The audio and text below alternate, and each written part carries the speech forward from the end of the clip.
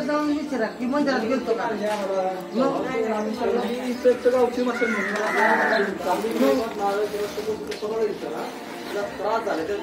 त्रास झाला तिला भरपूर 15 नंतर बाईला दिले आंघोळ घालून आणलं तिला मग काय नाही फक्त कोंबडा वगैरे काय नाही फक्त तिला बाहेर झालं एवढं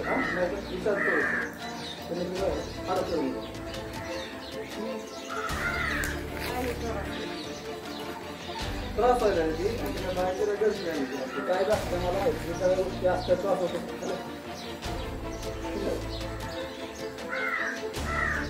सांगितलं काय